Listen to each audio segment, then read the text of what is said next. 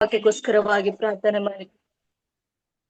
ಎಸಪ್ಪ, ನಮ್ಮನ್ನು ಬಹಳವಾಗಿ ಪ್ರೀತಿಸುವಂತ ಪರಲೋಕದ ತಂದೆಯಾದ ದೇವರೇ, ನನ್ನ ನಾಮಕ್ಕೆ ಸ್ತೋತ್ರಗಳನ್ನ ಸಲ್ಲಿಸ್ತೇನೆ.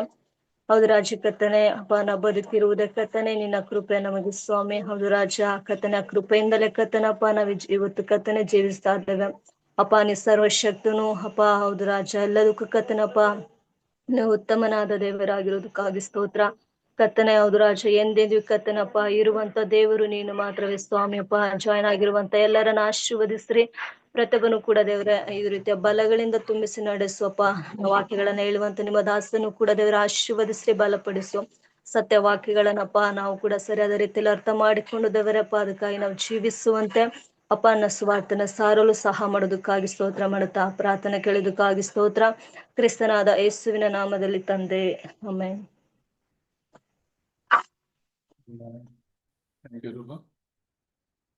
ದೇವರ ಪರಿಶುದ್ಧ ನಾಮಕ್ಕೆ ಸ್ತೋತ್ರವಾಗಲಿ.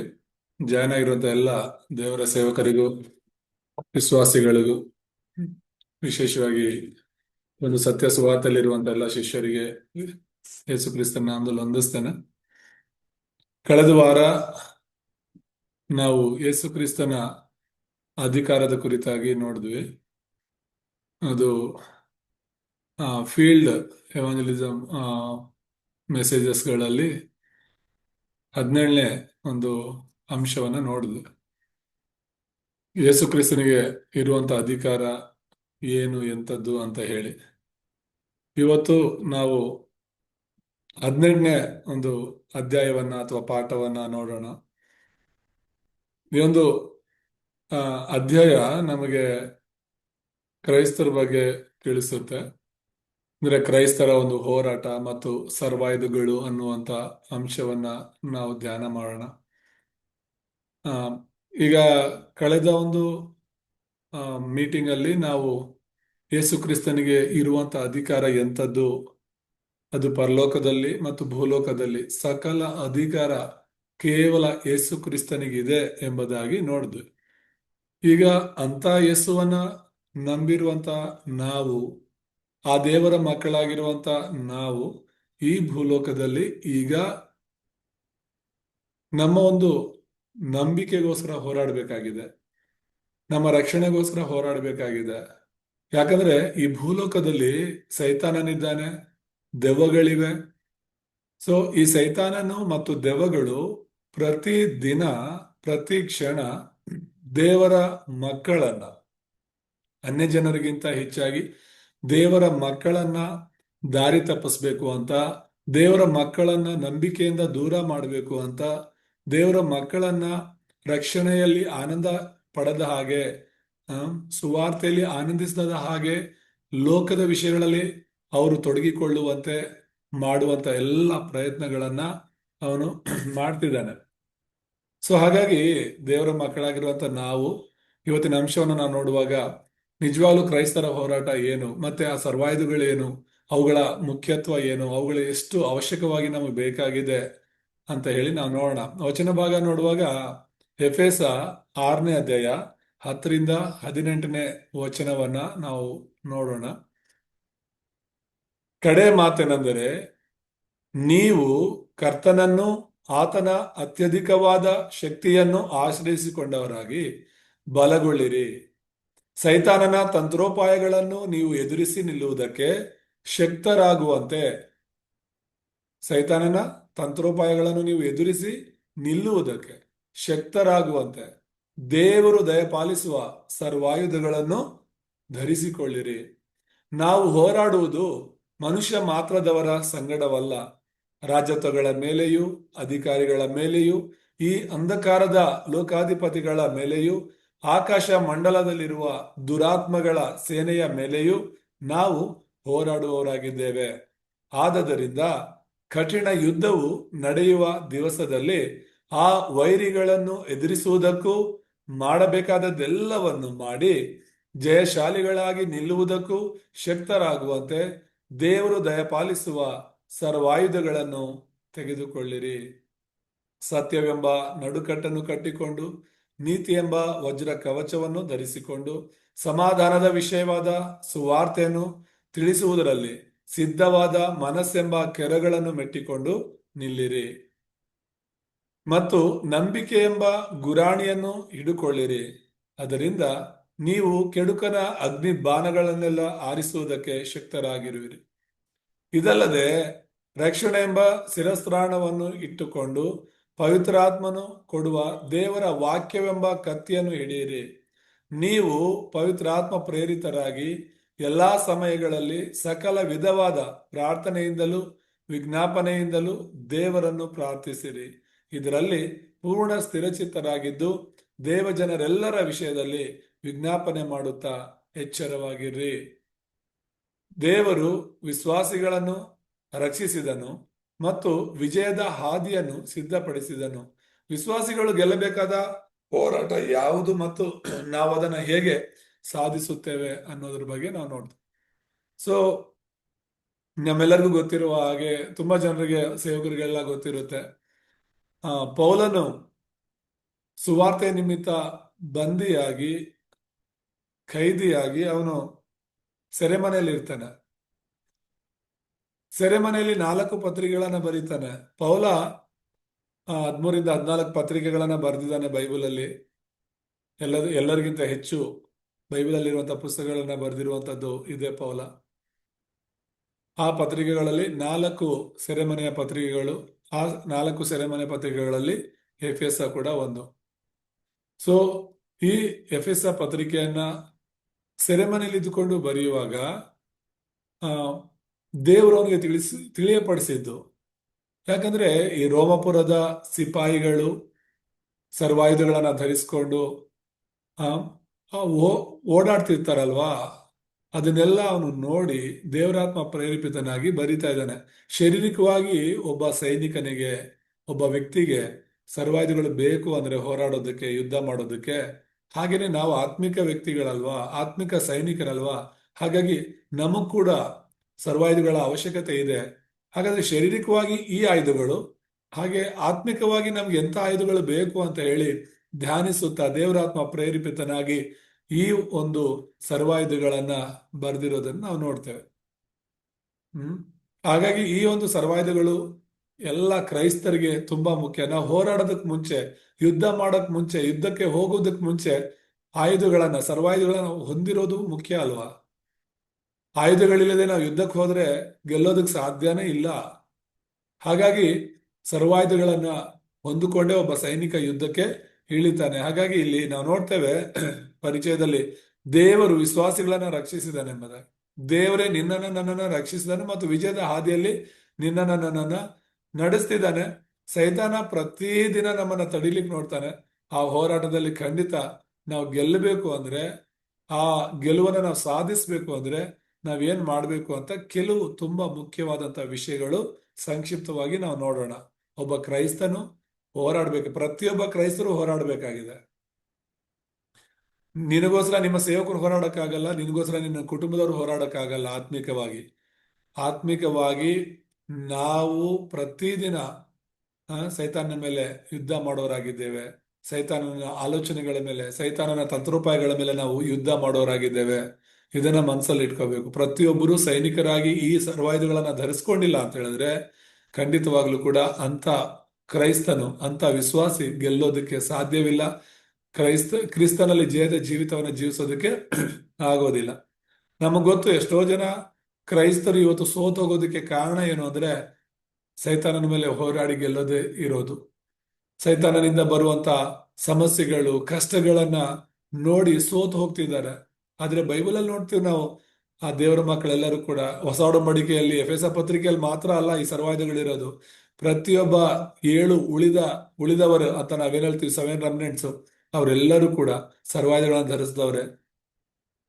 ದಾನಿಯೇಲ, ಶಾದ್ರಕ, ಮೇಷಕ, ಅಬೇದ್ನೆಗೋ, ಎಸ್ತೇರಳು, ಇವರೆಲ್ಲರೂ ಸರ್ವಾಯುಧಗಳನ್ನು ಧರಿಸಿದವ್ರೆ. ಇವರಲ್ಲಿ ಆ ಸರ್ವಾಯುಧಗಳು ಇಲ್ಲ ಅಂದಿದ್ರೆ ಇವ್ರು ಹೇಗೆ ಜಯದ ಜೀವಿತವನ್ನು ಜೀವಿಸ್ತಾ ಇದ್ರು? ಖಂಡಿತ ಅದು ಆಗ್ತಿರ್ಲಿಲ್ಲ.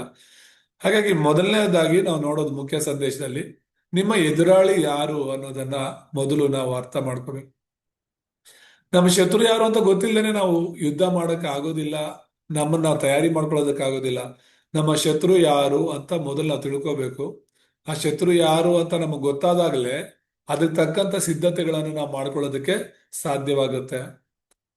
ನಮ್ಮ ನಮ್ಮ ಶತ್ರು ಯಾರು, ಅವನ ಶಕ್ತಿ ಏನು, ಆ ಮತ್ತೆ ಅವನ ಒಂದು ತತ್ವೋಪಾಯಗಳೇನು, ಅವನ ಆಲೋಚನಾ ವಿಧಾನ ಏನು ಅನ್ನೋದು ನಾವು ಸರಿಯಾಗಿ ತಿಳ್ಕೊಂಡಿಲ್ಲ ಅಂದ್ರೆ ಅದಕ್ಕೆ ತಕ್ಕಂತೆ ನಾವು ಸಿದ್ಧರಾಗೋದಕ್ಕೆ ಆಗೋದಿಲ್ಲ. ಅವನ ಮೇಲೆ ನಾವು ಹೋರಾಡಿ ಗೆಲ್ಲೋದಕ್ಕೆ ಸಾಧ್ಯವಿಲ್ಲ. ಹಾಗಾಗಿ ಮೊದಲನೇದಾಗಿ ನಾವು ನೋಡುವಾಗ ನೀವು ದೇವರ ಪೂರ್ಣ ಸರ್ವಾಯುಧಗಳನ್ನ ಏಕೆ ಧರಿಸಬೇಕು ಅಂತ ಅರ್ಥ ಮಾಡ್ಕೋಬೇಕು.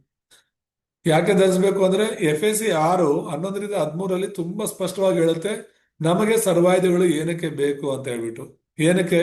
ಸೈತಾನನ ತಂತ್ರೋಪಾಯಗಳನ್ನು ನೀವು ಎದುರಿಸಿ ನಿಲ್ಲುವುದಕ್ಕೆ ಶಕ್ತರಾಗುವಂತೆ ದೇವರು ದಯಪಾಲಿಸುವ ಸರ್ವಾಯುಧಗಳನ್ನ ಧರಿಸಿಕೊಳ್ಳಿರಿ ಅಂತ. ಏನಕ್ಕೆ ನಮಗೆ ಸರ್ವಾಯುಧಗಳ ಅವಶ್ಯಕತೆ ಇದೆ ಅಂದ್ರೆ ಸೈತಾನನ ಮೇಲೆ ಹೋರಾಡೋದಕ್ಕೆ.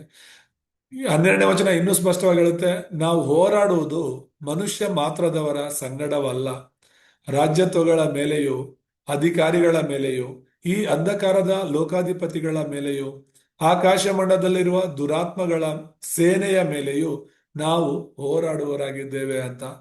13 ಇನ್ನೂ ಆಳವಾಗಿ ಹೋಗುತ್ತೆ. ಆದದ್ದರಿಂದ ಕಠಿಣ ಯುದ್ಧ ನಡೆಯುತ್ತೆ ಒಬ್ಬ ಕ್ರೈಸ್ತನಿಗೂ ಸೈತಾನನಿಗೂ. ಕಠಿಣ ಯುದ್ಧವು ನಡೆಯುವ ದಿವಸದಲ್ಲಿ ಆ ವೈರಿಯನ್ನು ಎದುರಿಸುವುದಕ್ಕೂ ಮಾಡಬೇಕಾದದ್ದೆಲ್ಲವನ್ನು ಮಾಡಿ ಜಯಶಾಲಿಗಳಾಗಿ ನಿಲ್ಲುವುದಕ್ಕೂ ಶಕ್ತರಾಗುವಂತೆ ದೇವರು ದಯಪಾಲಿಸುವ ಸರ್ವಾಯುಧಗಳನ್ನ ನಾವು ತೆಗೆದುಕೊಳ್ಳಬೇಕು ಅಂತ.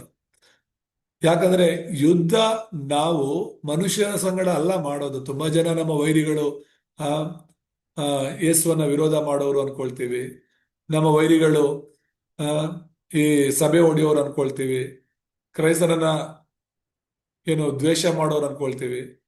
ಅವರೆಲ್ಲ ಮನುಷ್ಯರು. ಅವ್ರಿಗೋಸ್ಕರನು ಯೇಸು ಕ್ರಿಸ್ತನ ಈ ಲೋಕದಲ್ಲಿ ಬಂದಿದ್ದಾರೆ.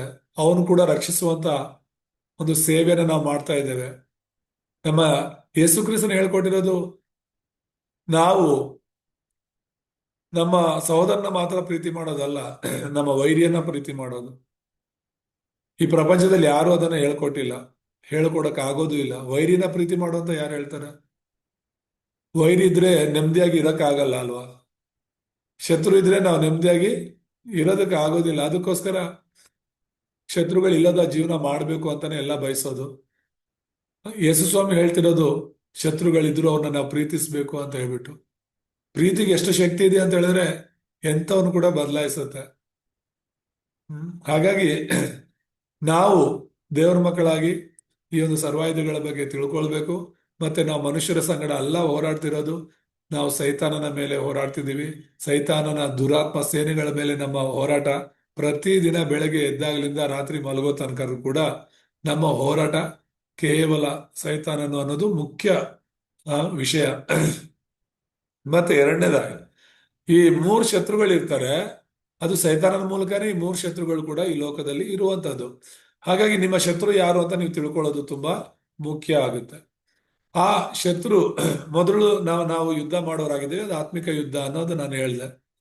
ಈಗ ನಮ್ಮ ಶತ್ರು ಯಾರು, ಯಾವುದರ ವಿರುದ್ಧ ನಾವು ಹೋರಾಡಬೇಕು ಅನ್ನೋದು ಬೈಬಲ್ ತುಂಬಾ ಸ್ಪಷ್ಟವಾಗಿ ಹೇಳುತ್ತೆ. ಪ್ರತಿಯೊಬ್ಬರಿಗೂ ಕೂಡ 3 ಶತ್ರುಗಳಿದ್ದಾರೆ. 3 ಶತ್ರುಗಳು ನಾನು ಆಗ್ಲೇ ಹೇಳಿದೆ, ಸೈತಾನಿಂದಲೇ ಇವೆಲ್ಲವೂ ಕೂಡ ಬರೋದು ಅಂತ ಹೇಳ್ಬಿಟ್ಟು. ಮುಖ್ಯ ವ್ಯಕ್ತಿ, ವೈರಿ ಬಂದು ಸೈತಾನ. ಆದ್ರೂ 3 ವಿಷಯಗಳನ್ನ ನಾವು ಮನಸ್ಸಲ್ಲಿ ಇಟ್ಕೋಬೇಕು.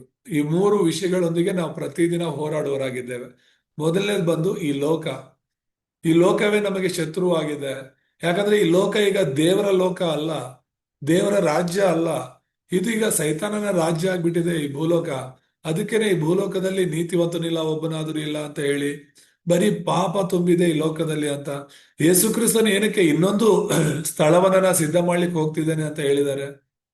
ಯೋಹಾನ ಸುವಾರ್ತೆ 14ನೇ ಅಧ್ಯಾಯ 1-3 ವಚನ ನೋಡುವಾಗ, ನಾನು ಪರಲೋಕಕ್ಕೆ ಹೋಗಿ ನಿಮಗೋಸ್ಕರ ಒಂದು ಸ್ಥಳವನ್ನ ಸಿದ್ಧ ಮಾಡಿ ಬಂದು ನಿಮ್ಮನ್ನ ಕರ್ಕೊಂಡು ಹೋಗ್ತೇನೆ, ನಾನು ಇರೋ ಜಾಗದಲ್ಲಿ ನೀವು ಕೂಡ ಇರ್ಬೇಕು ಅಂತ ಹೇಳಿದ್ದಾರೆ. ಅಂದ್ರೆ ಈ ಭೂಲೋಕ ದೇವರ ಮಕ್ಕಳಿಗೆ ಯೋಗ್ಯವಾದದ್ದಲ್ಲ. ದೇವರು ಈ ಭೂಲೋಕವನ್ನ ಸೃಷ್ಟಿಸಿದ್ದು, ಏದೇನ್ ತೋಟವನ್ನ ಸೃಷ್ಟಿಸಿದ್ದು ಮನುಷ್ಯರಿಗೋಸ್ಕರನೇ. ಆದ್ರೆ ಯಾವಾಗ ಸೈತಾನನು ಈ ಭೂಲೋಕಕ್ಕೆ ಬಂದನೋ, ಯಾವಾಗ ಮನುಷ್ಯರನ್ನ ಪಾಪದಲ್ಲಿ ಬೀಳಿಸ್ನೋ, ಆಗಲಿಂದ ಈ ಭೂಲೋಕ ದೇವರ ಮಕ್ಕಳಿಗೆ ಅಯೋಗ್ಯವಾಯಿತು. ಹಾಗಾಗಿನೇ ಇವತ್ತು ಈ ಭೂಲೋಕದಲ್ಲಿ ಅಂಧಕಾರ ತುಂಬಿದೆ, ಕತ್ತಲೆ ತುಂಬಿದೆ.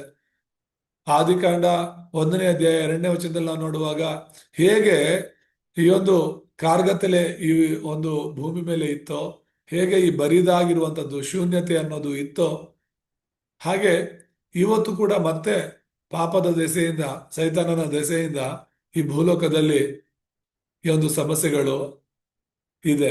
ಯಾಕೊಬ್ಬ 4ನೇ ಅಧ್ಯಾಯ 4ನೇ ವಚನದಲ್ಲಿ ನಾವು ಓದುವಾಗ, ವ್ಯಭಿಚಾರಿಗಳು ನೀವು, ಇಹಲೋಕ ಸ್ನೇಹವು, ಇಹಲೋಕ ಅಂದ್ರೆ ಈ ಲೋಕದ ಸ್ನೇಹವು ದೇವ ವೈರವೆಂದು, ಅಂದ್ರೆ ದೇವರಿಗೆ ವೈರಿ ಎಂದು ನಿಮಗೆ ತಿಳಿಯದೋ. ಲೋಕಕ್ಕೆ ಸ್ನೇಹಿತನಾಗಬೇಕೆಂದಿರುವವನು, ತುಂಬಾ ಸ್ಪಷ್ಟವಾಗಿ ಹೇಳುತ್ತೆ, ಲೋಕಕ್ಕೆ ಸ್ನೇಹಿತನಾಗಬೇಕೆಂದಿರುವವನು ತನ್ನನ್ನು ದೇವರಿಗೆ ವಿರೋಧಿಯನ್ನಾಗಿ ಮಾಡಿಕೊಳ್ಳುತ್ತಾನೆ ಅಂತ. ಹಾಗಾದ್ರೆ ಲೋಕದೊಂದಿಗಿನ ನಮ್ಮ ಸ್ನೇಹ ಖಂಡಿತವಾಗ್ಲೂ ಕೂಡ ಅದು ಶತ್ರುವಾಗಿರುತ್ತೆ. ಈ ಲೋಕದೊಂದಿಗೆ ಇರಬೇಕು, ಇಲ್ಲಾಂದ್ರೆ ದೇವರೊಂದಿಗೆ ಇರಬೇಕು. ನಾವು ಎರಡು ಜೊತೆಗೂ ಇರಕ್ಕಾಗಲ್ಲ. ತುಂಬಾ ಜನ ವಿಶ್ವಾಸಿಗಳು ಅಥವಾ ತುಂಬಾ ಜನ ಈ ಲೋಕದಲ್ಲಿ ಆ ಕೆಲವರು ಸ್ಪಷ್ಟವಾಗಿ ಲೋಕಕ್ಕೆ ಸಂಬಂಧಪಟ್ಟವರಾಗಿ ಜೀವಿಸ್ತಿದ್ದಾರೆ, ಕೆಲವರು ಸ್ಪಷ್ಟವಾಗಿ ದೇವ್ರಿಗೋಸ್ಕರ ಜೀವಿಸ್ತಿದ್ದಾರೆ. ಆದ್ರೆ ಇನ್ನು ಕೆಲವರು ಈ ಕಡೆ ಯೇಸುನ, ಈ ಕಡೆ ಲೋಕನ ಅಂತ ತೀರ್ಮಾನ ಮಾಡ್ಕೊಳ್ದೇ ಇರುವಂತ ಪರಿಸ್ಥಿತಿಯಲ್ಲಿ ಇದ್ದುಕೊಂಡು ಅವರು ಲೋಕದಲ್ಲಿ ಇದ್ದುಕೊಂಡು ಜನರನ್ನು ಮೆಚ್ಚಿಸೋರಾಗಿದ್ದಾರೆ, ಸಭೆಗೆ ಬಂದು ಸೇವಕರನ್ನು ಮೆಚ್ಚಿಸೋರಾಗಿರ್ತಾರೆ. ಇಲ್ಲಿ ನಾವು ಅರ್ಥ ಮಾಡ್ಕೋಬೇಕಾಗಿರೋದು, ಈ ಲೋಕದಲ್ಲಿರುವಂತ ಎಲ್ಲ ಆಚಾರಗಳು, ವಿಚಾರಗಳು ಸೈತಾನಕ್ಕೆ ಸಂಬಂಧಪಟ್ಟವುಗಳಾಗಿವೆ. ಹಾಗಾಗಿ ಲೋಕದೊಂದಿಗೆ ಅಲ್ಲ ನಾವಿರ್ಬೇಕಾಗಿರೋದು, ದೇವರ ರಾಜ್ಯದೊಂದಿಗೆ. ನಾವು ಅದಕ್ಕೆ ಯೇಸುಸ್ವಾಮಿ ಹೇಳಿದ್ದಾರೆ, ಮತ್ತಾಯ 6ನೇ ಅಧ್ಯಾಯ 33ನೇ ವಚನ, ದೇವರ ರಾಜ್ಯಕ್ಕಾಗಿ, ನೀತಿಗಾಗಿ ನಾವು ತವಕ ಪಡಬೇಕು ಅಂತ. ಈ ಭೂಲೋಕಕ್ಕಾಗಿ ನಾವು ತವಕ ಪಡಬೇಕು ಅಂತ ಹೇಳಿಲ್ಲ. ಈ ಭೂಲೋಕ ರಾಜ್ಯಕ್ಕಾಗಿ ನಾವು ತವಕ ಪಡಬೇಕು ಅಂತ ಬೈಬಲ್ ಅಲ್ಲ, ಎಲ್ಲೂ ಕೂಡ ಇಲ್ಲ. ದೇವರ ರಾಜ್ಯಕ್ಕಾಗಿನೇ ನಾವು ಬದುಕಬೇಕು ಅಂತ ದೇವರ ವಾಕ್ಯ ಹೇಳುತ್ತೆ. ಹಾಗಾಗಿ ನಾವು ಈ ಲೋಕದಲ್ಲಿ ಇದ್ರೂ ಕೂಡ ಈ ಲೋಕದವರಲ್ಲ, ನಾವು ಪರಲೋಕದ ಸಂಸ್ಥಾನದವರು ಅಂತ ಫಿಲಿಪ್ಪಿ 3ನೇ ಅಧ್ಯಾಯ 20ನೇ ವಚನ ಹೇಳುತ್ತೆ. ಅಲ್ಲಿಂದಲೇ ನಮ್ಮ ಕ್ರಿಸ್ತನಾದ ಯೇಸು ಬರೋದನ್ನ ಎದುರು ನೋಡ್ತಾ ಇದ್ದೀವಿ ಅಂತ ವಾಕ್ಯ ಹೇಳುತ್ತೆ. ಹಾಗಾಗಿ ಭೂಲೋಕದಲ್ಲಿ ನಾವು ಇದ್ದ ಮಾತ್ರಕ್ಕೆ ನಾವು ಭೂಲೋಕದ ಸಂಬಂಧಿಗಳಾಗಿರಬಾರ್ದು. ಈಗ ಉದಾಹರಣೆ, ಸಮುದ್ರ ಎಷ್ಟು ಉಪ್ಪಾಗಿರುತ್ತೆ ನಮಗ್ ಗೊತ್ತು. ಹಾಗಂತ ಹೇಳಿ ಸಮುದ್ರದಲ್ಲಿರುವಂತಹ ಮೀನುಗಳು ಉಪ್ಪಾಗಿರೋದಿಲ್ಲ ಅಲ್ವಾ? ಯಾಕಂದ್ರೆ ಸಮುದ್ರದಲ್ಲಿ ಅವು ಇದ್ರೂ ಉಪ್ಪಿನ ಅಂಶ ಅದರೊಳಗಡೆ ಇರೋದಿಲ್ಲ. ಹಾಗೆ ನಾವಿ ಲೋಕದಲ್ಲಿದ್ರು ಕೂಡ ಲೋಕದ ವಿಷಯಗಳು ನಮ್ಮಲ್ಲಿ ಇರಬಾರ್ದು, ಲೋಕದ ಆಚಾರ ವಿಚಾರಗಳು ನಮ್ಮಲ್ಲಿ ಇರಬಾರ್ದು. ಅವುಗಳನ್ನೆಲ್ಲ ಬೇರು ಸಮೇತವಾಗಿ ನಾವು ತೆಗೆದು ಬಿಡಬೇಕು. ದೇವರ ನಾಮಕ್ಕೆ ಸ್ತೋತ್ರವಾಗಲಿ. ಮತ್ತೆ 2ನೇ ಶತ್ರು ಯಾರು? ಈಗ 1ನೇ ಶತ್ರು ಲೋಕ ಅಂತ ನಾವು ನೋಡಿದ್ವಿ. 2ನೇ ಶತ್ರು ನಮ್ಮ ಪಾಪದ ಸ್ವಭಾವ. ನಮ್ಮಲ್ಲಿ ಪೌಲ ಹೇಳುವ ಹಾಗೆ ಒಳ್ಳೆ ಸ್ವಭಾವ ಮತ್ತು ಕೆಟ್ಟ ಸ್ವಭಾವ ಎರಡೂ ಇದೆ. ಅದನ್ನ ಯಾರು ತೆಗೆದುಹಾಕೋದಕ್ಕೆ ಆಗೋದಿಲ್ಲ, ಅಂದ್ರೆ ನಿರಾಕರಿಸೋದಕ್ಕೆ ಆಗೋದಿಲ್ಲ. ಇಲ್ಲ, ನಾನು ತುಂಬಾ ಒಳ್ಳೆಯವನು, ಒಳ್ಳೆಯವಳು ಅಂತ ಹೇಳೋದಕ್ಕೆ ಆಗೋದೇ ಇಲ್ಲ. ಪ್ರತಿಯೊಬ್ಬ ಮನುಷ್ಯನಲ್ಲಿ ಕೂಡ ಪಾಪ ಮಾಡಿದ್ಮೇಲೆ, ಆದಾಮವ್ವ ಪಾಪ ಮಾಡಿದ್ಮೇಲೆ ಈ ಪಾಪದ ಸ್ವಭಾವ ಅನ್ನೋದು ಕೂಡ ಬಂದ್ಬಿಟ್ಟಿದೆ. ನಾವು ಕ್ರಿಸ್ತನನ್ನು ನಂಬದ ಮೇಲೆ ಖಂಡಿತ ನಾವು ಹೊಸ ಸ್ವಭಾವನ ಹೊಂದ್ಕೊಂಡಿದ್ದೇವೆ. ಆದ್ರೂ ಈ ಲೋಕದಲ್ಲಿ ಇರೋ ತನಕನೂ ಕೂಡ ಈಗ ನಾವು ದೇಹದಲ್ಲೂ, ದೇಹ ಆತ್ಮ ಎರಡು ಜೊತೆಗಿರೋದ್ರಿಂದ ನಾವು ಈ ಒಂದು ದೈಹಿಕ ಸ್ವಭಾವ ಮತ್ತು ಆತ್ಮಿಕ ಸ್ವಭಾವ ಉಳ್ಳವರಾಗಿದ್ದೇವೆ. ಅದನ್ನ ಮರಿಬಾರ್ದು. ದೇಹದಲ್ಲಿ ನಾವಿರೋ ತನಕ ಪಾಪದ ಸ್ವಭಾವ ನಮ್ಮಲ್ಲಿ ಇರುತ್ತೆ ಅಂತ ಅರ್ಥ. ಪಾಪ ಮಾಡೋದಕ್ಕೆ ಅವಕಾಶಗಳಿದೆ ಅಂತ ಅರ್ಥ. ಹಾಗಾಗಿ ಆ ಪಾಪದ ಸ್ವಭಾವದಿಂದ ನಾವು ಹೊರಗಡೆ ಬರಬೇಕು ಅಂತ ವಾಕ್ಯ ನಮಗೆ ತಿಳಿಸುತ್ತೆ ಎಂಬುದಾಗಿ ನಾವು ನೋಡ್ತಾ ಇದ್ದೇವೆ. ಇಲ್ಲಿ ಗಲಾತ್ಯ 5ನೇ ಅಧ್ಯಾಯ 17ನೇ ವಚನದಲ್ಲಿ ನಾವು ನೋಡುವಾಗ, ಯಾಕಂದರೆ ಶರೀರ ಭಾವವು ಅಭಿಲಾಷಿಸುವುದು ಆತ್ಮನಿಗೆ ವಿರುದ್ಧವಾಗಿದೆ. ಆತ್ಮನು ಅಭಿಲಾಷಿಸುವುದು ಶರೀರ ಭಾವಕ್ಕೆ ವಿರುದ್ಧವಾಗಿದೆ. ನೀವು ಮಾಡಲಿಚ್ಛಿಸುವುದನ್ನು ಮಾಡದಂತೆ ಇವು ಒಂದಕ್ಕೊಂದು ಹೋರಾಡುತ್ತವೆ ಎಂಬುದಾಗಿ. ಇದೇ ದೈಹಿಕ ಬಯಕೆಗಳು ಅಂತ ಹೇಳ್ತೇವೆ. ಅಂದ್ರೆ ದೇಹ ಒಂದನ್ನ ಆಶಿಸುತ್ತೆ, ಆತ್ಮ ಒಂದನ್ನ ಆಶಿಸುತ್ತೆ. ದೇಹ ಈ ಲೋಕದಲ್ಲಿ ಏನ್ ತಿನ್ನೋಣ, ಏನು ಕುಡಿಯೋಣ ಅಂತ ಆಶಿಸಿದ್ರೆ, ನಮ್ಮ ಆತ್ಮ ದೇವರ ವಾಕ್ಯವನ್ನ ಆಶಿಸುತ್ತೆ. ಯಾಕಂದ್ರೆ ವಾಕ್ಯದಿಂದ ನಾವು ಬದುಕ್ತೀವಿ. ಆತ್ಮ ಬದುಕೋದು ವಾಕ್ಯದಿಂದ, ದೇಹ ಬದುಕೋದು ಊಟದಿಂದ. ದೇಹ ಈ ಲೋಕವನ್ನ ಆಕರ್ಷಿಸುತ್ತೆ, ಈ ಲೋಕದಿಂದ ಆಕರ್ಷಿತಕ್ಕೆ ಒಳಗಾಗುತ್ತೆ. ಆದ್ರೆ ಆತ್ಮ ಪರಲೋಕಕ್ಕೆ ಒಳಗಾಗಿರುತ್ತೆ. ಅರ್ಥ ಮಾಡ್ಕೊಳ್ಳಿ, ನಮ್ಮ ಆತ್ಮ ಬಂದು ಪರಲೋಕ ರಾಜ್ಯಕ್ಕೆ ಸಂಬಂಧಪಟ್ಟದ್ದು, ದೇಹ ಬಂದು ಭೂಲೋಕಕ್ಕೆ ಸಂಬಂಧಪಟ್ಟದ್ದು. ಇವೆರಡು ಒಟ್ಟಿಗಿರೋದ್ರಿಂದ ಈ ಪಾಪದ ಸ್ವಭಾವ ಅನ್ನೋದು ಪ್ರತಿಯೊಬ್ಬ ಮನುಷ್ಯನಲ್ಲಿ ಕೂಡ ಇರುತ್ತೆ.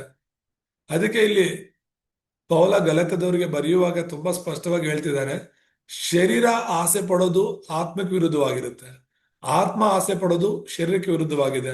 ಈ ಒಂದಕ್ಕೊಂದು ಯಾವಾಗ್ಲೂ ಹೋರಾಡ್ತಾ ಇರುತ್ತೆ ಅಂತ ನಾವು ಯೋಚನೆ ಮಾಡೋಣ. ಆ ಹೋರಾಟ ನಮ್ಮಲ್ಲಿ ಪ್ರತಿಯೊಬ್ಬರಲ್ಲೂ ಇರುತ್ತೆ, ಇಲ್ಲಿರುವಂತ ನಮ್ಮೆಲ್ಲರಲ್ಲೂ ಕೂಡ ಆ ಒಂದು ಹೋರಾಟ ಇರುತ್ತೆ. ಪೌಲ ಇನ್ನೂ ಸ್ಪಷ್ಟವಾಗಿ ಹೇಳ್ತಾನೆ ಇದ್ರ ಬಗ್ಗೆ.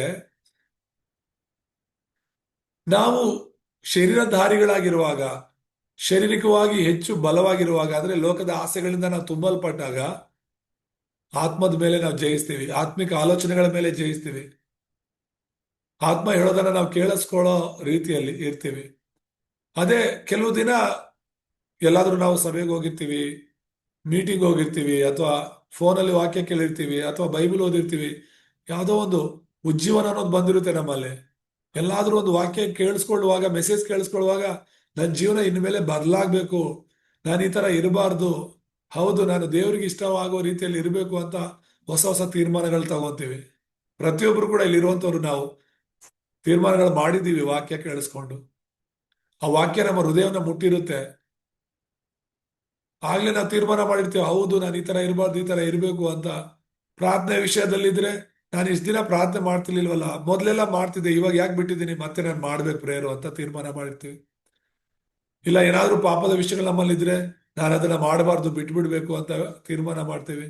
ದೇವ್ರಿಗಾಗಿ ನಾವು ಸೇವೆ ಮಾಡ್ತಿಲ್ಲ ಅನ್ನೋದು, ಅದ್ರ ಬಗ್ಗೆ ನಾವು ವಾಕ್ಯವನ್ನು ಕೇಳಿದ್ರೆ, ಇಷ್ಟು ದಿನ ನಾನು ಸಮಯವನ್ನು ವ್ಯರ್ಥ ಮಾಡಿದ್ದೀನಿ, ಇನ್ಮೇಲೆ ನಾನು ಸೇವೆ ಮಾಡಬೇಕು ಅಂತ ತೀರ್ಮಾನ ಮಾಡ್ತೀವಿ. ಈ ತರ ಒಂದು ಬದಲಾವಣೆ ಅನ್ನೋದು ಬರುತ್ತೆ. ನಾನು ಹೇಳ್ತಿರೋದು, ಶರೀರ ಆತ್ಮ ಎರಡು ಒಟ್ಟಿಗಿರೋದ್ರಿಂದ ಈ ಲೋಕ ನಮಗೆ ಹೆಚ್ಚು ಆಕರ್ಷಿಸುತ್ತೆ. ದೇವರ ಆತ್ಮ, ದೇವ್ರ ರಾಜ್ಯ ಕಾಣದೇ ಇರೋದ್ರಿಂದ ನಮ್ಮ ಆತ್ಮ ಬಲ ಹೊಂದಬೇಕು ಅಂದ್ರೆ ವಾಕ್ಯದ ಮೂಲಕ, ಪ್ರಾರ್ಥನೆ ಮೂಲಕನೇ ಸಾಧ್ಯ. ನಮ್ಮ ನಮ್ಮ ಒಳಗಡೆ ಯಾರಿಗೂ ಕಾಣದೇ ಇರುವಂತ ಹೋರಾಟ ಇದು. ನಾವೇ ಯುದ್ಧ ಮಾಡ್ತಾ ಇರ್ತೀವಿ. ಪ್ರತಿಯೊಬ್ಬ ಕ್ರೈಸ್ತನು ಕೂಡ ಅವನೊಳಗಡೆನೆ ಅವನು ಯುದ್ಧ ಮಾಡ್ತಿರ್ತಾನೆ. ಯಾಕಂದ್ರೆ ಒಂದು ಲೋಕ, ಇನ್ನೊಂದು ದೇವರು, ಒಂದು ಆತ್ಮಿಕವಾದದ್ದು, ಇನ್ನೊಂದು ಶಾರೀರಿಕವಾದದ್ದು. ಸೊ ಇವೆರಡನ್ನು ನಾವು ಬ್ಯಾಲೆನ್ಸ್ ಮಾಡ್ತಾ ದೇವರ ರಾಜ್ಯಕ್ಕಾಗಿ ನಾವು ಹೆಚ್ಚು ಒತ್ತು ಕೊಡಬೇಕು. ಈ ದೇಹನ ದೇವರ ರಾಜ್ಯಕ್ಕಾಗಿ ಉಪಯೋಗಿಸ್ಬೇಕು ಅನ್ನೋದು ನಾವು ನೋಡ್ತಾ ಇರೋದು. ಅದಕ್ಕೆ ಇವೆರಡು ಜೊತೆ ಜೊತೆಲಿರೋದ್ರಿಂದ ಯಾವಾಗಲೂ ಹೋರಾಡ್ತಿರ್ತೀವಿ, ಸುಳ್ಳು ಹೇಳ್ತಿರ್ತೀವಿ, ಮೋಸ ಮಾಡ್ತಿರ್ತೀವಿ, ಇನ್ನೊಂದು ಮತ್ತೊಂದು. ಇದು ಯಾಕಂದ್ರೆ ಆಲ್ರೆಡಿ ಪಾಪದ ಸ್ವಭಾವ ನಮ್ಮಲ್ಲಿ ಇರೋದ್ರಿಂದ ಪಾಪ ಮಾಡುವ ಆಲೋಚನೆಗಳು ಎಲ್ಲರಿಗೂ ಬರುತ್ತೆ. ಅದಕ್ಕೇನೆ ಈ ಒಂದು ಪಾಪದ ಸ್ವಭಾವ ಜೊತೆಗೆ ನಾವು ಹೋರಾಡಬೇಕಾಗಿದೆ. ಮತ್ತೆ ಮೂರನೇ ಶತ್ರು ಯಾರು? ಅದು ಸೈತಾನ. 1 ಪೇತ್ರ 5ನೇ ಅಧ್ಯಾಯ 8ನೇ ವಚನದಲ್ಲಿ ನಾವು ನೋಡುವಾಗ, ಸ್ವಸ್ಥಚಿತ್ತರಾಗಿರಿ, ಎಚ್ಚರವಾಗಿರಿ, ನಿಮ್ಮ ವಿರೋಧಿಯಾಗಿರುವ ಸೈತಾನನು ಗರ್ಜಿಸುವ ಸಿಂಹದೋಪಾದಿಯಲ್ಲಿ ಯಾರನ್ನು ನುಂಗಲಿ ಎಂದು ಹುಡುಕುತ್ತಾ ತಿರುಗುತ್ತಾನೆ ಅಂತ. ಅಂದ್ರೆ ಈ ಸೈತಾನ ಈ ಲೋಕದಲ್ಲಿ ಇದ್ದಾನೆ. ಅಂತ್ಯದಲ್ಲಿ ಅವನು ನರಕಕ್ಕೆ ತಳ್ಳಲ್ಪಡ್ತಾನೆ, ನರಕಕ್ಕೆ ಹಾಕಲ್ಪಡ್ತಾನೆ. ಆದ್ರೆ ಅಲ್ಲಿಯವರೆಗೂ ಈ ಸೈತಾನನು ಭೂಲೋಕದಲ್ಲಿ ಇರ್ತಾನೆ. ಅವನ ಕೆಲಸ ಏನು? ಸೈತಾನಂದು ಅಥವಾ ಎಲ್ಲ ದುರಾತ್ಮಗಳ ಕೆಲಸ ಏನು ಅಂತ ಹೇಳಿದ್ರೆ, ಗರ್ಜಿಸೋ ಸಿಂಹದೋಪಾದಿಯಲ್ಲಿ ಅವರು ವಿಶ್ವಾಸಿಗಳನ್ನ ನುಂಗಬೇಕು ಅಂತ, ದೇವರ ಮಕ್ಕಳನ್ನ ದೇವರಿಂದ ದೂರ ಮಾಡಬೇಕು ಅಂತ ಹುಡುಕ್ತಾ ತಿರುಗ್ತಾ ಇರೋದು. ಹಾಗಾಗಿನೇ ಅನೇಕ ಸಂಘಟನೆಗಳನ್ನ ಈ ಭೂಲೋಕದಲ್ಲಿ ಉಂಟು ಮಾಡಿದ್ದಾನೆ, ನಮ್ಮ ದೇಶದಲ್ಲೂ ಉಂಟು ಮಾಡಿದ್ದಾನೆ. ಆ ಸಂಘಟನೆಗಳಿಗೆ ಯೇಸು ಅಂದ್ರೆ ಆಗಲ್ಲ, ಆ ಸಂಘಟನೆಗಳಿಗೆ ಪ್ರಾರ್ಥನೆ ಅಂದ್ರೆ ಆಗಲ್ಲ, ಚರ್ಚ್ ಅಂದ್ರೆ ಆಗಲ್ಲ. ಅಷ್ಟೊಂದು ವೈರತ್ವ ತುಂಬಿಬಿಟ್ಟಿದ್ದಾನೆ ಅವರ ಹೃದಯಗಳಲ್ಲಿ. ಸಭೆಗಳೇನು ಡ್ರಗ್ಸ್ ಸೇಲ್ ಮಾಡ್ತಿಲ್ಲ, ಸಭೆಗಳೇನು ಈ ಒಂದು ವೇಶ್ಯರ ಗೃಹ ನಡೆಸ್ತಿಲ್ಲ, ಕ್ರೈಸ್ತರೇನು ಈ ಒಂದು ತಪ್ಪಾದ ಕಾರ್ಯಗಳಲ್ಲಿ ಮಕ್ಕಳನ್ನ ಅಥವಾ ಜನರನ್ನ ನಡೆಸ್ತಿಲ್ಲ. ಕ್ರೈಸ್ತರು ಯಾವುದೇ ವಿಧವಾದಂತಹ ಈ ಏನು ಆಲ್ಕೋಹಾಲ್, ಸಾರಾಯಿ ಮಾರೋದು, ಇನ್ನೊಂದು ಮತ್ತೊಂದು, ಮನುಷ್ಯರಿಗೆ ಸಮಸ್ಯೆ ಆಗಿರುವಂತ, ಮನುಷ್ಯರಿಗೆ ಕೆಟ್ಟದ್ದಾಗಿರುವಂತ ಯಾವುದನ್ನು ಕೂಡ ಸಭೆ ಮಾಡ್ತಾ ಇಲ್ಲ. ಯೇಸುವಲ್ಲಿ ಬಂದಿರೋರು, ಯೇಸುನ ನಂಬಿರೋರು ನಿಜವಾಗ್ಲೂ ಬದಲಾಗ್ತಾ ಇದ್ದಾರೆ. ಲೋಕದ ವಿಷಯಗಳಿಂದ ಬದಲಾಗ್ತಿದ್ದಾರೆ, ಪಾಪದ ವಿಷಯಗಳಿಂದ ಬದಲಾಗ್ತಾ ಇದ್ದಾರೆ. ಇದು ಒಳ್ಳೆ ಸುದ್ದಿ ತಾನೆ. ಈಗ ಪ್ರಪಂಚದಲ್ಲಿ ಬೇರೆ ಬೇರೆ ದೇಶಗಳಲ್ಲಿ ಯಾಕೆ ಕ್ರೈಸ್ತರಿಗೆ ತಡೆ ಇಲ್ಲ, ಯಾಕೆ ಚರ್ಚ್ಗಳಿಗೆ ತಡೆ ಇಲ್ಲ ಅಂದ್ರೆ ಅವ್ರಿಗೆ ಗೊತ್ತು, ಚರ್ಚ್ಗೆ ಹೋಗೋರು ಬದಲಾಗ್ತಾರೆ, ಒಳ್ಳೆಯವರಾಗ್ತಾರೆ. ಯಾವಾಗ ಮನುಷ್ಯರು ಒಳ್ಳೆಯವರಾಗಿರ್ತಾರೋ ಆಗ ನಮ್ಮ ದೇಶನೂ ಒಳ್ಳೇದಾಗುತ್ತೆ, ನಮ್ಮ ಸಮಾಜ ಒಳ್ಳೇದಾಗುತ್ತೆ ಅಂತ ಪೊಲೀಸ್ ಅವ್ರಿಗೆ, ಕೋರ್ಟ್ ಅವ್ರಿಗೆ, ಇನ್ನೊಂದು ಮತ್ತೊಂದು ಯಾವುದಕ್ಕೂ ಅಷ್ಟು ಕೆಲಸ ಇರಲ್ವಲ್ಲ. ಜನರೇ ಬದಲಾದ್ರೆ ಒಳ್ಳೆಯವರಾಗಿ ಇನ್ನೂ ಒಳ್ಳೇದಲ್ವ, ಅವ್ರ ದೇಶ ಇನ್ನೂ ಉತ್ತಮ ಸ್ಥಿತಿಯಲ್ಲಿ ಇರುತ್ತೆ. ಇವತ್ತು ಅಮೆರಿಕದಂತಹ, ಇಂಗ್ಲೆಂಡ್ ಅಂತ ದೊಡ್ಡ ದೊಡ್ಡ ದೇಶಗಳು ಯಾಕೆ ಅಭಿವೃದ್ಧಿ ಆಗ್ತಾ ಇವೆ, ಯಾಕೆ ಬಲವಾಗಿ ಅವು ಇದೆ ಅಂತ ಹೇಳಿದ್ರೆ ಕ್ರೈಸ್ತರು ಬದಲಾವಣೆ ತಂದಿರೋದು, ಯೇಸು ಸ್ವಾಮಿ ಬದಲಾವಣೆ ತಂದಿರೋದು ಅವ್ರ ಜೀವಿತಗಳಲ್ಲಿ.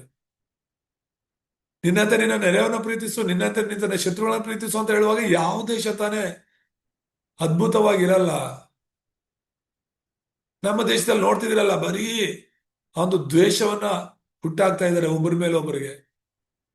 ಜಾತಿ ಅನ್ನೋದು ಭೇದ, ಜಾತಿ ಭೇದ ಅನ್ನುವಂಥ ದ್ವೇಷ, ಧರ್ಮಗಳೆಂಬ ಭೇದ, ಒಳ್ಳೆಯವರು ಕೆಟ್ಟವರನ್ನೋ ಭೇದ, ಮೇಲು ಕೀಳು ಅನ್ನೋ ಭೇದ. ನೋಡಕ್ಕೆ ಹೇಳಕ್ಕೆ ಮಾತ್ರ ನಾವೆಲ್ಲ ಹಿಂದೂಗಳು, ನೋಡಕ್ಕೆ ಹೇಳಕ್ಕೆ ಎಲ್ಲ ನಾವು ಭಾರತೀಯರು ಅಂತ ಹೇಳಿ ಹೇಳ್ಕೊಂಡ್ರು ಕೂಡ ಐಕ್ಯತೆನೇ ಇಲ್ಲದೆ ಇರುವ ಹಾಗೆ ಜೀವಿಸ್ತಾ ಇದ್ದೇವೆ. ಸುವಾರ್ತೆ ಎಲ್ಲರನ್ನ ಒಂದು ಮಾಡುತ್ತೆ, ಸೈತಾನ ಎಲ್ಲರನ್ನ ಬೇರೆ ಮಾಡ್ತಾನೆ. ಸೈತಾನನು ಎಲ್ಲರಲ್ಲಿ ದ್ವೇಷವನ್ನ ಹುಟ್ಟಾಕ್ತಾನೆ, ದೇವರು ಪ್ರೀತಿಯನ್ನ ಹುಟ್ಟಾಕ್ತಾನೆ. ನಾವು ಒಬ್ಬನೊಬ್ರು ಪ್ರೀತಿಸ್ಬೇಕು ಅಂದ್ರೆ ಸೈತಾನ ಒಬ್ಬನೊಬ್ರು ದ್ವೇಷಿಸ್ಬೇಕು ಅನ್ನೋ ರೀತಿಯಲ್ಲಿ ಎಲ್ಲರನ್ನು ಕೂಡ ಮೋಸ ಮಾಡ್ತಿದ್ದಾನೆ. ಸೊ ಈ ಮೂವರು ಶತ್ರುಗಳ ಬಗ್ಗೆ ನಾವು ತಿಳ್ಕೊಬೇಕಾಗಿರೋದು, ನಿನ್ನ ಶತ್ರು ಪ್ರತಿದಿನ ನೀನು ಮೂವರ ಜೊತೆ ಹೋರಾಡಬೇಕು. ಒಂದು ಲೋಕದ ಜೊತೆ ಹೋರಾಡಬೇಕು, ಎರಡನೇದು ನಿನ್ನಲ್ಲೇ ಇರುವಂತ ಪಾಪದ ಸ್ವಭಾವ ಜೊತೆ ಹೋರಾಡಬೇಕು, ಮೂರನೇದಾಗಿ ಸೈತಾನನ ಜೊತೆ ನೀನು ಹೋರಾಡಬೇಕಾಗಿದೆ. ಈ ಮೂರು ಶತ್ರುಗಳನ್ನ ನೀವು ಮನಸ್ಸಲ್ಲಿ ಇಟ್ಕೋಬೇಕು. ನಿನ್ನ ಶತ್ರುಗಳು ಎಲ್ಲರ ಶತ್ರುಗಳಾಗಿದ್ರು ಕೂಡ ಇದು ನಿನ್ನ ಶತ್ರು, ನೀನು ಮನಸ್ಸಲ್ಲಿ ಇಟ್ಕೋಬೇಕು. ನೀನು ಇವುಗಳ ಮೇಲೆ ಹೋರಾಡಿ ಗೆಲ್ಲಬೇಕಾಗಿದೆ. ಸೊ ಈ ಲೋಕದ ಮೇಲೆ, ಈ ಪಾಪ ಸ್ವಭಾವದ ಮೇಲೆ, ಈ ಸೈತಾನನ ಮೇಲೆ ನಾವು ಹೋರಾಡಿ ಗೆಲ್ಲಬೇಕು ಅಂದ್ರೆ ಖಂಡಿತವಾಗ್ಲೂ ಕೂಡ ನಮಗೆ ಈ ಸರ್ವಾಯುಧಗಳ ಅವಶ್ಯಕತೆ ಇದೆ ಎಂಬುದಾಗಿ ನಾವು ನೋಡ್ತೇವೆ. ದೇವರ ನಾಮಕ್ಕೆ ಸ್ತೋತ್ರವಾಗಲಿ. ಸೊ ಇದನ್ನ ನಾವು ತಿಳ್ಕೊಂಡವರಾಗಿ ಬಲವಾಗಿ ಈ ವಿಷಯಗಳನ್ನ ಮನಸ್ಸಲ್ಲಿ ಇಟ್ಕೊಳ್ಳೋಣ. ಮೂರನೇದಾಗಿ ನಾವು ನೋಡುವಾಗ ನೀವು ಹೇಗೆ ವಿರೋಧಿಸಬಹುದು ಅಂತ, ಅಂದ್ರೆ ನೀವು ಹೇಗೆ ಹೋರಾಡಬಹುದು ಈ ಲೋಕ ಎಂಬ ಶತ್ರುವನ್ನ, ಮತ್ತೆ ಈ ಪಾಪದ ಸ್ವಭಾವವೆಂಬ ಶತ್ರುವನ್ನ, ಮತ್ತೆ ಈ ಒಂದು ಸೈತಾನನೆಂಬ ಶತ್ರುವನ್ನ ನಾವು ಹೇಗೆ ವಿರೋಧಿಸಬಹುದು, ಹೇಗೆ ಹೋರಾಡಬಹುದು ಇವುಗಳ ವಿರುದ್ಧವಾಗಿ ಅನ್ನೋದನ್ನ ನಾವು ತಿಳ್ಕೋಬೇಕಾಗಿದೆ. ಮೊದಲನೇದಾಗಿ ನಾವು ನೋಡುವಾಗ ಇಲ್ಲಿ ರೋಮಪುರ 12ನೇ ಅಧ್ಯಾಯದಲ್ಲಿ 2ನೇ ವಚನದಲ್ಲಿ ನಾವು ನೋಡ್ತೇವೆ. ರೋಮಪುರ 12:2 ನಾವು ನೋಡುವಾಗ, ಇಹಲೋಕದ ನಡವಳಿಕೆಯನ್ನು ಅನುಸರಿಸದೆ ನೂತನ ಮನಸ್ಸನ್ನು ಹೊಂದಿಕೊಂಡು ಪರಲೋಕ ಭಾವದವರಾಗಿರಿ. ಹೀಗಾದರೆ ದೇವರ ಚಿತ್ತಕ್ಕನುಸಾರವಾದದ್ದು, ಅಂದರೆ ಉತ್ತಮವಾದದ್ದು, ಮೆಚ್ಚುಗೆಯಾದದ್ದು, ದೋಷವಿಲ್ಲದ್ದು ಯಾವುದೆಂದು ವಿವೇಚಿಸಿ ತಿಳುಕೊಳ್ಳುವಿರಿ ಅಂತ. ಅಂದ್ರೆ ನಾವು ಇವುಗಳ ಮೇಲೆ ಗೆಲ್ಲಬೇಕು ಅಂದ್ರೆ, ಈ ಮೂರು ಶತ್ರುಗಳ ಮೇಲೆ ಗೆಲ್ಲಬೇಕು ಅಂದ್ರೆ ನಾವು ಮೊದಲು ತಿಳ್ಕೊಬೇಕು, ಈ ಇಹಲೋಕದ ನಡವಳಿಕೆಯನ್ನ ನಾವು ಅನುಸರಿಸಬಾರದು ಅಂತ ಹೇಳ್ತಿರೋದು. ಮೊದಲು ನಾವು ಹೊರಗಡೆ ಬರಬೇಕು. ಈಗ ಒಬ್ರು ನೀರಲ್ಲಿ ಬಿದ್ದಿರೋರನ್ನ ಕಾಪಾಡಬೇಕು ಅಂದ್ರೆ ನಾವು ಹೊರಗಡೆ ಬರಬೇಕು. ಒಬ್ರು ಕೆಸರಲ್ಲಿ ಬಿದ್ದಿರೋರನ್ನ ರಕ್ಷಿಸಬೇಕು ಅಂದ್ರೆ ನಾವು ಹೊರಗಡೆ ಬರಬೇಕು. ನಾವು ಹೊರಗಡೆ ಬರ್ದೇನೆ ಇನ್ನೊಬ್ಬರಿಗೆ ಸಹಾಯ ಮಾಡ್ಲಿಕ್ಕೆ ಸಾಧ್ಯ ಇಲ್ಲ. ಹಾಗಾಗಿ ಈ ಲೋಕದಲ್ಲಿರುವಂತವ್ರನ್ನ ರಕ್ಷಿಸ್ಲಿಕ್ಕೆ ನಾವು ಹೊರಗಡೆ ಇರಬೇಕು. ಈ ಲೋಕದ ಆಲೋಚನೆಗಳಿಂದ, ಈ ಲೋಕದ ನಡವಳಿಕೆಗಳಿಂದ ಹೊರಗಡೆ ಬಂದು ಅವ್ರನ್ನ ನಾವು ರಕ್ಷಿಸುವಂತರಾಗಿರ್ಬೇಕು. ದೇವ್ರ ನಾಮಕ್ಕೆ ಸ್ತೋತ್ರವಾಗಲಿ. ಮತ್ತೆ ಮುಂದಿನ ವಾರ ಇನ್ನು ಮಿಕ್ಕ ವಿಷಯಗಳನ್ನ ನೋಡೋಣ. ಸಮಯ ಆಗ್ತಾ ಇರೋದ್ರಿಂದ ನಾವಿಲ್ಲಿಗೆ ಮುಗಿಸ್ಕೊಳ್ಳೋಣ. ಈ ವಾಕ್ಯಗಳು ನಮ್ಮ ಹೃದಯಗಳಲ್ಲಿ ಬಲವಾಗಿ ಮುದ್ರೆ ಆಗಲಿ. ದೇವ್ರ ತಾನೇ ನಮ್ಮೆಲ್ಲರನ್ನ ಬಲಪಡಿಸಲಿ. ಪ್ರಾರ್ಥನೆ ಮಾಡ್ಕೊಳ್ಳೋಣ. ನಮ್ಮನ್ನು ಬಹಳವಾಗಿ ಪ್ರೀತಿಸುವಂತ ನಮ್ಮ ತಂದೆಯಾದ ದೇವರೇ, ನಿಮ್ಮ ಪರಿಶುದ್ಧ ನಾಮಕ್ಕೆ ಸ್ತೋತ್ರವಾಗಲಿ. ಈ ಸಂಜೆ ಒಳ್ಳೆ ರೀತಿಯಾಗಿ ನಿಮ್ಮ ಸನ್ನಿಧಿಯಲ್ಲಿ ಬಂದು, ಹೌದು ಸ್ವಾಮಿ, ಕ್ರೈಸ್ತರ ಒಂದು ಹೋರಾಟ ಮತ್ತು ಸರ್ವಾಯುಧಗಳ ಅವಶ್ಯಕತೆಗಳ ಬಗ್ಗೆ ತಿಳ್ಕೊಳ್ಳುವಂತ ಕೃಪೆ ಕೊಟ್ಟಿದ್ದೀರಾ. ಜಾಯ್ನ್ ಇರೋತ್ತೆ ಎಲ್ಲ ನಿನ್ನ ಮಕ್ಕಳನ್ನ ಆಶೀರ್ವಾದ ಮಾಡಿ. ಈ ವಾಕ್ಯಗಳಿಂದ ನಾವು ಮುದ್ರೆಯಾಗಿ ಬೇರು ಬಿಟ್ಟು ದೇವರೇ ಈ ವಾಕ್ಯಗಳೇ ನಮ್ಮ ಸ್ವಭಾವವಾಗಿ ಮಾರ್ಪಡುವಂತೆ ಸಹಾಯ ಮಾಡಿ. ಮುಂದಿನ ವಾರ ಮತ್ತೆ ಈ ರೀತಿಯಾಗಿ ಕೂಡಿ ಬರುವ ತನಕ ನೀವೇ ಜೊತೆಗಾರರಾಗಿದ್ದು ನಡೆಸಬೇಕಾಗಿ ಕ್ರಿಸ್ತನಾದ ಯೇಸುವಿನಲ್ಲಿ ಪ್ರಾರ್ಥಿಸಿ ಬಿಡುತ್ತೇವೆ ತಂದೆ. ಆಮೇನ್.